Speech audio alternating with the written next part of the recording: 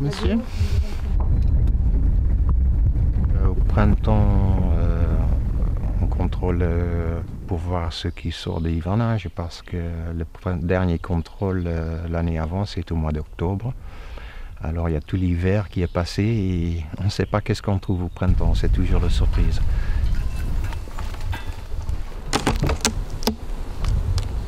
Voilà, on va pas grand monde. Même avec le châtaignier du miel noir et le sirop dessus est tout blanc. Voilà, le miel. Tout ce qui brille là, c'est du miel, mais ici aussi, quand le miel est mûr, les abeilles mettent des opercules, des couvercles. C'est les abeilles qui ont inventé les conserves. Le nectar est tellement sucré, ça va fermenter, alors les abeilles concentrent le nectar et transforment en miel. Mais le miel est hygroscopique, ça veut dire que ça tire l'eau.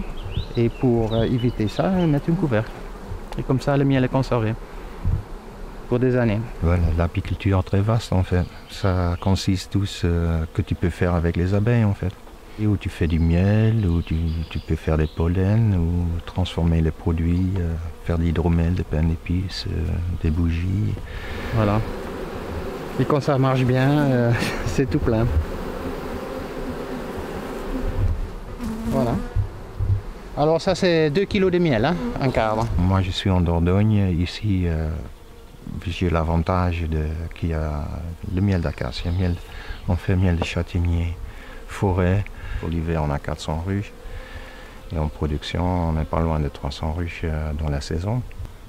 Voilà, avec les pertes hivernales, après on voit ce qui reste et il y a des mortalités, il y a des ruches qui ont plus de reines, qui sont orphelines, ça s'appelle. Il y a des ruches qui ont une reine mais qui pondent que des œufs pas fécondés et ça s'appelle des bourdonneuses, c'est-à-dire il y a quand même des abeilles qui naissent mais c'est que des mâles. Et cette colonie elle est aussi perdue. Alors après, celles qui sont en bonne santé, qui sont comme il faut, c'est là on amène sur des mielés, comme le premier pour moi c'est l'acacia. Et là-bas, quand je les amène sur l'acacia, alors c'est des fortes colonies, j'ai donné déjà les hausses, la partie de ruche où les abeilles font leur miel. Quand ils sont là-bas, je fais un contrôle que tout le monde va bien et si ça marche très bien, j'ajoute encore une hausse pour que les abeilles puissent stocker plus de miel. Dès que l'acacia est fini, la floraison, on passe pour récolter, on enlève les hausses. Et on souffle les abeilles qui sont sur les cadres encore, comme ça on n'amène que le miel et pas les abeilles. C'est bien plein. Et on donne tout de suite une hausse vide. Et normalement, quelques jours après, les châtaigniers commencent une semaine après, les châtaigniers commencent à fleurir et c'est reparti, les abeilles vont faire du miel de châtaignier. J'ai mis des larves dans des petites cupules que j'ai fait moi-même comme si c'était dans la nature une petite cellule royale. J'ai mis une toute petite larve de 1 à 2 jours dans ces cupules. Et j'ai mis ça dans une ruche très forte qui va élever des reines. Et quelques jours après, j'ai mis ces cellules-là dans des cages et j'ai ici une couveuse où je laisse dans la ruche et les reines vont naître. C'est la panne. Et puis pour chaque reine, je dois faire une petite colonie. Et après, la reine est fécondée pour le reste de sa vie et elle peut, dans les bouquins, vivre jusqu'à 5 ans. Moi, j'ai vu que jusqu'à 3 ans.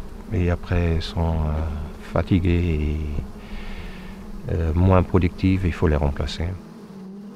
Petite pastille avec la couleur de l'année. Ici, j'ai une reine qui est née cette nuit.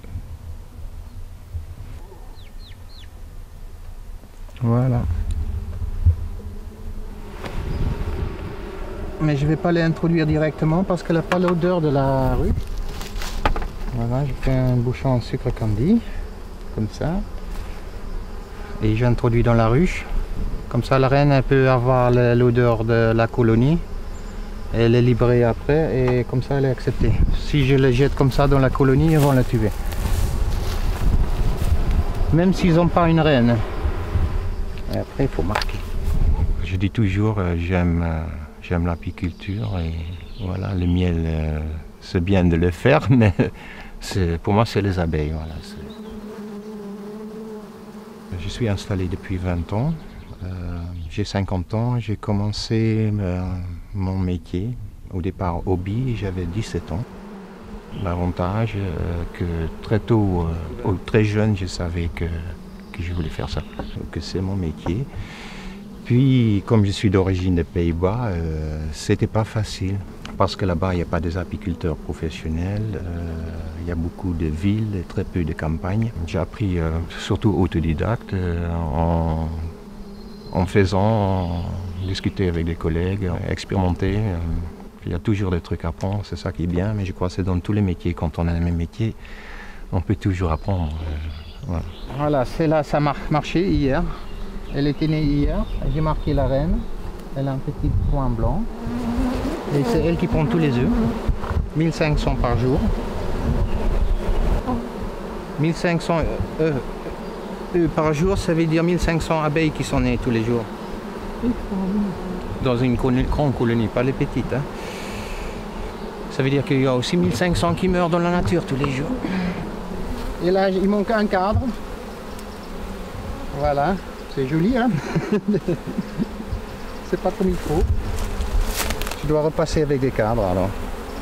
Oubliez ça. Travailler dans la nature, produire des bons produits, mais surtout que j'aime, c'est manipuler les abeilles, c'est être en contact avec eux et voir comment ça pousse. Et voilà, c'est surtout ça, oui. Nous, on a un sentiment avec, c'est logique, mais les abeilles vers nous, je ne sais pas. Une abeille vit que dans l'été 6 semaines, alors elle me donne des bisous, mais c'est plutôt des piqûres.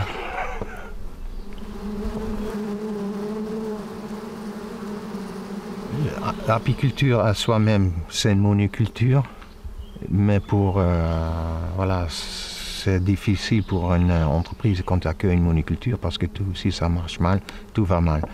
Avec la mondialisation, les maladies voyagent aussi. Les pollutions et tout, avec plus de monoculture, oui, ça devient plus difficile. Il faut être bien informé et bien avoir une bonne base. Tous les problèmes d'environnement, tu ne peux pas les résoudre toute seule. Alors, comme il y a quelques années, depuis quelques années, on a le frelon asiatique. Alors, le gouvernement fait malheureusement rien, mais c'est à nous de le faire et toute seule on n'arrive pas. Alors c'est bien quand il y a des échanges. Pour mieux combattre son ennemi, il faut bien le connaître. Alors moi, j'ai pas le temps pour faire des études dessus. Il y a des autres qui ont fait ça et avec cette information, on peut réagir. Faire des échanges avec des collègues. Je crois que c'est important.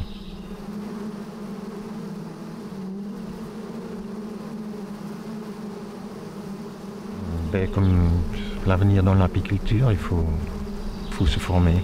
Il faut être passionné, il ne faut pas avoir peur des années quand ça ne marche pas. Il y a des années ça marche bien, cette année c'est une année ça marche bien. Alors, voilà, si tu commences une année et ça marche mal, c'est difficile pour s'en sortir, mais j'aime donner aussi mon savoir-faire.